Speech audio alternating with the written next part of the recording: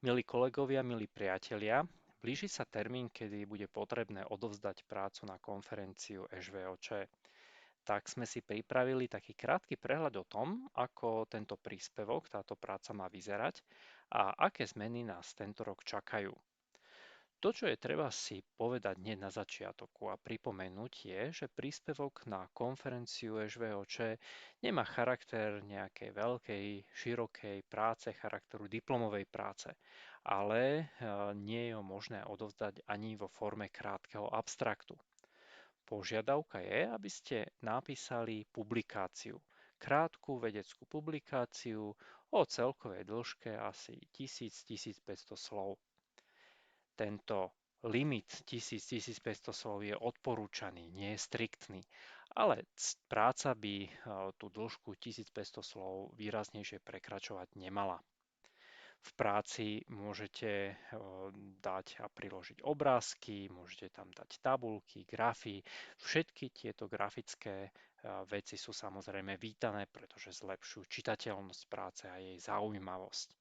Počet obrázkov, tabuliek, grafov by však mal byť primeraný veľkosti publikácie, veľkosti práce, čiže treba rátať tak s maximálne jednými, dvoma obrázkami, prípadne tabulkami, grafmi. Rovnako ako v každej vedeckej práce, aj v príspevku na konferenciu je treba každý odkaz na iný literárny zdroj primerane citovať. Celkovo použite maximálne 10-15 citácií. Viac ako 15 citácií je už pri takejto dĺžke práce nie je adekvátnych. 1000 až 1500 slov dlhá práca zodpovedá asi 4 A4 textu. Keď sa pozriete na to, čo ste napísali, snažte sa ten text usporiadať tak, ako by ste chceli, aby bol vydaný v zborníku. Už pri vydávaní zborníku nejaké výraznejšie editorské úpravy v texte nebudú robené. Práca by mala byť štrukturovaná, čiže rozdelená do jednotlivých častí, ako je úvod, materiál, výsledky, diskusia a zoznam literatúry. Veľmi dôležitá časť je hlavička. No a vzhľadom k tomu, že všetky práce budú vydané vo forme zborníka, je potrebné, aby ste dodržiavali presnú štruktúru, ktorú od vás požadujeme. To znamená, čo sa týka hlavičky, tak uviesť názov práce, autorov, v zátvorke následne smer, prípadne ročník štúdia, spoluautorov, školiteľa a pracoviska. Autori sú tí, ktorí súčasne budú prezentovať výsledky práce na konferencii, čiže sú to aktívni účastníci konferencie. Školitelia alebo školiteľia sú tí, ktorí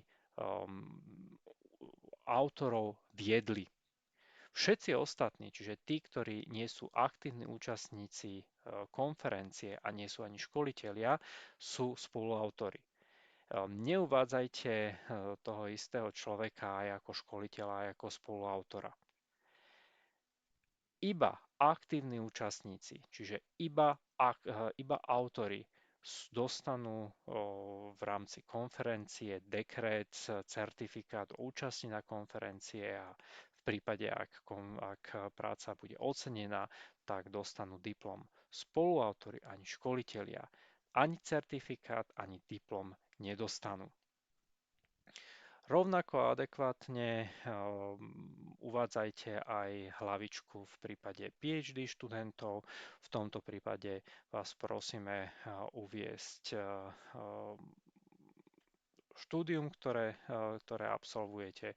No a v prípade, ak kdokoľvek z vašich autorov, spoluautorov má tituly, tak tie tituly sa uvádzajú kompletne.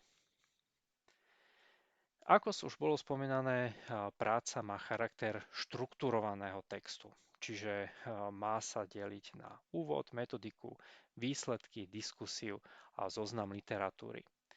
Úvod je časť, ktorá by mala čitateľa uviesť do problematiky. Čiže je potrebné spomenúť najdôležitejšie, najzákladnejšie body, ktoré sa týkajú riešenej problematiky. Na základe úvodu by malo byť každému čitateľovi jasné, čo a prečo ste sa rozhodli študovať.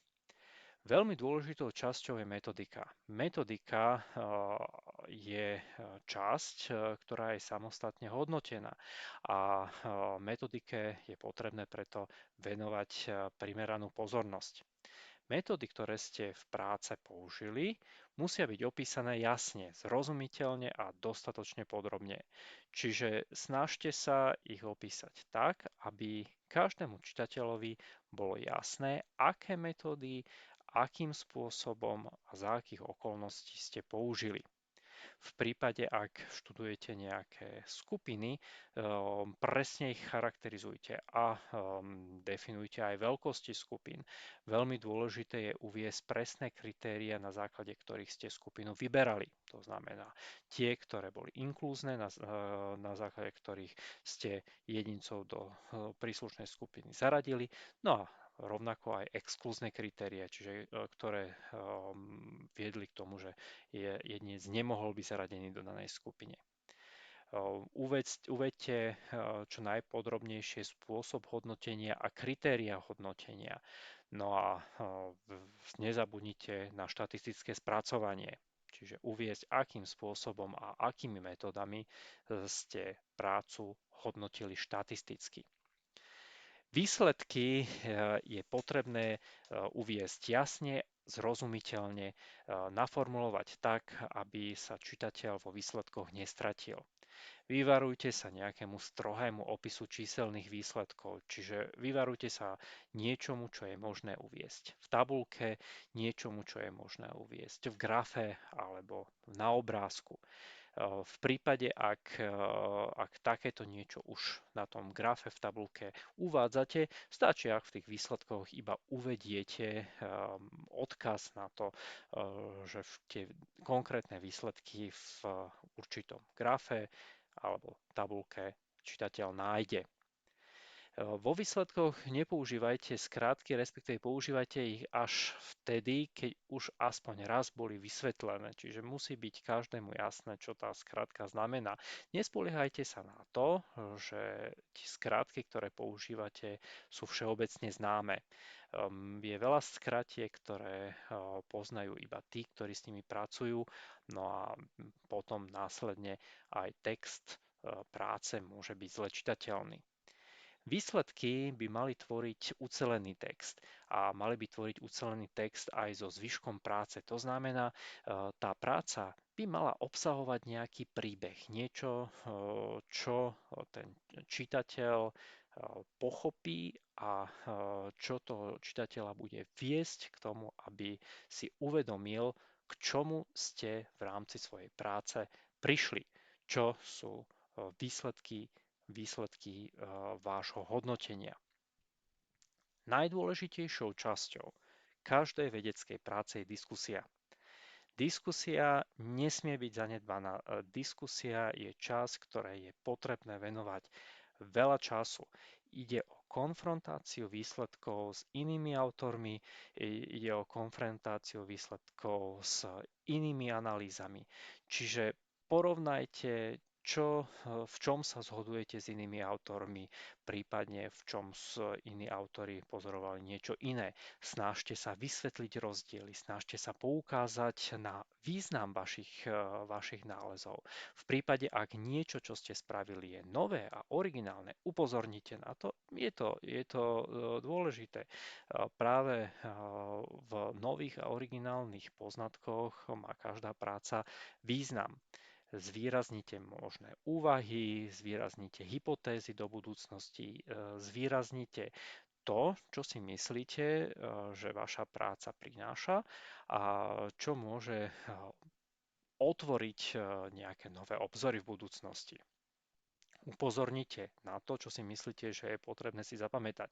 Čiže z každej práce by tomu čitateľovi mal zostať nejaký take-home message, nejaká informácia, nejaká krátka informácia, ktorú si jednoznačne zapamätá. Citácie je potrebné dodržiavať tak, ako je uvedené v odporúčaniach. Čiže citujte presne spôsobom, aký je požadovaný v odporúčaniach. Citácie sú totiž veľmi dôležité pri príprave zborníka. Je potrebné mať jednotnú formu citácií. Čiže dodržiavanie spôsobu citovania uľahčí prácu editorovi zborníka a v prípade, ak budete používať nejaké výraznejšie odlišný spôsob citovania, môže sa stať, že vám editor prácu vráti späť a požiada vás, aby ste citácie prerobil. To, na čo nikdy netreba zabúdať, je, ak ste prácu realizovali podporou nejakého grantu, tak tento grant uviesť číslo grantu, prípadne ak grant vyžaduje nejaký konkrétny text, tak tento text tu uviesť. Aj práca na konferencii EŽVOČ je výstup, ktorý je možné pri monitorovacích správach príslušných grantových projektov uvádzať. Čiže netreba na to zabúdať, dodatočne sa takéto poďakovanie príslušnému grantu už do textu uviesť nedá. Čomu je dôležité sa vyvarovať? Prvá vec, grafickým vylepšeniam. Je to niekedy používané študentami s cieľom sprehľadniť, zjednodušiť text. V každé grafické vylepšenia, bodky, Bčka, obrázky spôsobujú, že práce v zborníku majú odlišný vzhľad a je treba im venovať príliš veľa práce. Ak uvádzate v metodike bežné veci, nie je potrebné uvádzať také veci, ktoré sú úplne jasné, ktoré sú úplne bežné, čiže skutočne písať typ počítača, na ktorom ste pracovali. Stretli sme sa už aj s tým, že študenti uvádzali plášť, ktorý mali oblečený. Bežné veci do metodiky neuvádzajte. Taktiež snažte sa, aby text bol jednoliaty. To znamená používanie boldu, prípadne šikmého písma, zvýrazňovanie písma rôznou farbou. Spôsobuje, že síce text je pestrý, strakatý, ale môže sa stať až neprehľadným. Čiže nepoužívajte takéto neprimerané zvýrazňovanie textu.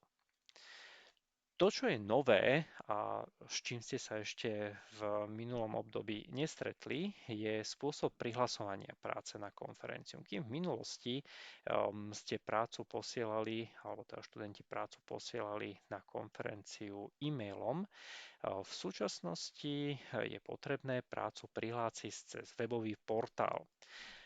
Adresu, ktorú vidíte, si stačí zadať do prehliadača. Túto adresu máte aj na oficiálnom webe konferencie. Potom, ako vyplníte jednotlivé položky, hneď prvou položkou je jazyk. Zmenou jazyka na anglicky sa vám zmení aj text jednotlivých položiek, čiže bude možné vypisovať prácu v angličtine. Všetky body, ktoré ste v minulosti vypisovali do prihlášky, tento raz uvediete priamo do formuláru a vašu celú prácu priložíte ako prílohu prílohu, ktorú následne odošlete